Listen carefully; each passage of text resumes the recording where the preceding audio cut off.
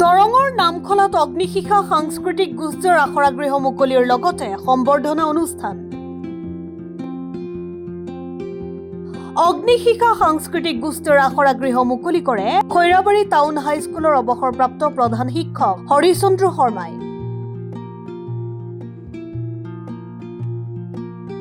অনুষ্ঠানটোৱে আয়োজন কৰা সম্বৰ্ধনা অনুষ্ঠানখন সঞ্চালনা কৰে দৰং জিলা জ্যেষ্ঠ নাগৰিক সন্মিলনৰ সভাপতি অতুল বৰুৱাই।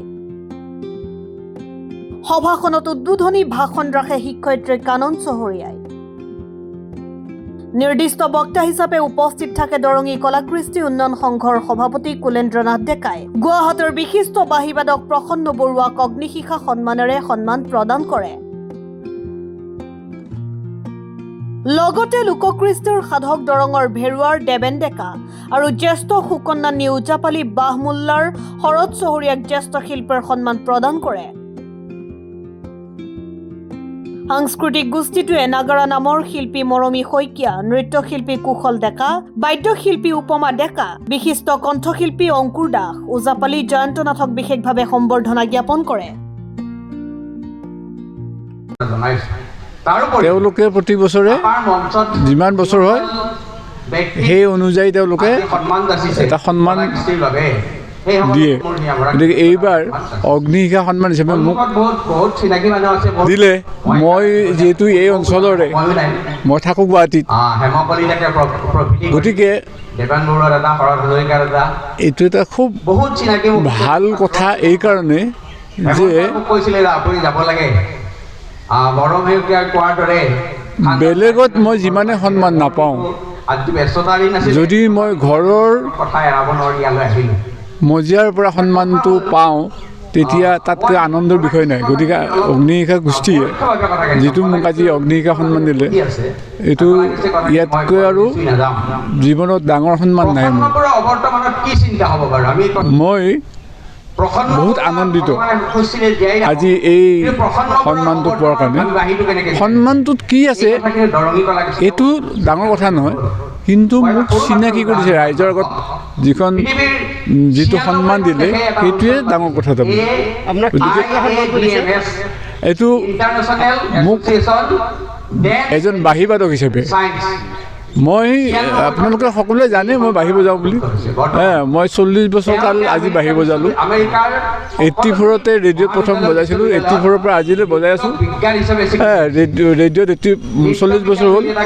আৰু ইফালে আমাৰ দূৰদৰ্শন কেন্দ্ৰ হৈছিল 85ত গুৱাহাটীত, মই 86ৰ পৰা বজাইছোঁ, আজিলৈ বজাই আছোঁ। আৰু এনেকৈ বিভিন্ন অসমৰ যিমান স্বনামধন্য গায়ক আছে বা ডান্সৰ বা নাচৰ, সত্ৰীয়া নাচৰ বিশেষকৈ, এই গোটেই শিল্পীসকলৰ লগত মই নাচিছোঁ বা বাঁহী বজাইছোঁ। অসমৰ লগতে উত্তৰ পূৰ্বাঞ্চলৰ লগতে ভাৰতবৰ্ষৰ গোটেই ৰাজ্যত বজোৱাৰ বাহিৰেও মই বিদেশতো নাচৰ লগত বাঢ়ি বজাব গৈছোঁ। গতিকে বাকী জেগাত যিমানে সন্মান নাপাওঁ কিয় মই, কিন্তু আমাৰ জেগাত, আমাৰ ঠাইত যিটো সন্মান দিলে আজি, এইটো মোৰ কাৰণে এটা স্মৰণীয় দিন। ইয়াৰ আগতে আমাৰ দৰঙৰ ইমান অনুষ্ঠান প্ৰতিষ্ঠান আছে, কিন্তু আজিলৈ মোক কোনেও এখন গামোচা দি এটা সন্মান দিব তেওঁলোকে চিন্তা কৰা নাই। হয়তো মই সন্মানৰ যোগ্য নহয় কিজানি, সেইকাৰণে দিব পৰা নাই বা দিয়া নাই বা দিয়া চিন্তা চৰ্চা কৰা নাই। আজি হেমন্ত কলিতাই কি চিন্তা কৰিলে, কিবা এটা চিন্তা কৰিলে, কিবা এটা ভাল চিন্তা কৰিলে, সেইকাৰণে আজি মোক এই সন্মানটো দিলে। মই নথৈ আনন্দিত। অগ্নিশিখা সাংস্কৃতিক গোষ্ঠীৰ এই 10ম বৰ্ষৰ আখৰা শিবিৰ মুকলি আজিৰ পৰা হ'ল। আমি 10টা বছৰ অতিক্ৰম কৰিলোঁ। নিশ্চয় অসমবাসী ৰাইজে আমাক আগৰ দৰে আঁকোৱালি ল'ব। আমি চেষ্টা কৰিম ৰাইজক আমি থলুৱা লোকনৃত্য, লোকবাদ্য যাতে সুস্থিৰভাৱে আগবঢ়াই নিব পাৰোঁ, আৰু নৱপ্ৰজন্ম যাতে আমাৰ এই লোকবাদ্য আৰু লোকনৃত্যৰ প্ৰতি আকৰ্ষিত হয়, আৰু লোকসংস্কৃতি যাতে বিশ্ব দৰবাৰলৈ আগবঢ়াই নিয়াত অৰিহণা যোগায়, তাকে মই কামনা কৰিলোঁ। আজিৰ এই নিউজৰ সকলো কৰ্মকৰ্তাক আমাৰ ফালৰ পৰা ধন্যবাদ জ্ঞাপন কৰিছোঁ। লগতে আজি এই যি অগ্নিশিখা গোষ্ঠীৰ সাংস্কৃতিক গোষ্ঠীয়ে যিটো সন্মান আমাক দিলে সঁচাকৈ খুব ভাল লাগিছে। খুব এটা আনন্দৰ দিন আজি। তেওঁলোকে যিটো ধৰণে অনুষ্ঠানখন পাতি আজি আমাক সন্মানখিনি দিলে খুব সুখী হৈছোঁ। লগতে আমাৰ দাদা হেমন্ত দাক আমাৰ ফালৰ পৰা বহুত বহুত ধন্যবাদ দিছোঁ। কোনো এটা বিনিময় নোলোৱাকৈ আমাক সন্মান দিছে, কাৰণ আজিকালি অনুষ্ঠানত সন্মান দিব লগা হ'লে বিনিময় বিচাৰে। এই কথাখিনি মই তাতেও ঘোষণা কৰিছোঁ, মই মাইকৰ মুখত তাতেও কৈছোঁ আৰু এটাও ক'লোঁ, কিন্তু দাদাই কোনো এটা বিনিময় নোহোৱাকৈ এই অনুষ্ঠানখন চলাইছে বা আমাক সন্মান দিছে, তাৰ কাৰণে তেখেতক ধন্যবাদ দি আপোনালোক সকলোকে ধন্যবাদ দি আৰু এই অনুষ্ঠানখনৰ উত্তৰ ভৱিষ্যত আমি কামনা কৰিছোঁ। নতুন প্ৰজন্মক নাগা নাম জগতখনত সকলোৱে সুন্দৰভাৱে ওলাই আহক, ভালকৈ পৰিৱেশন কৰক শুদ্ধ ৰূপত।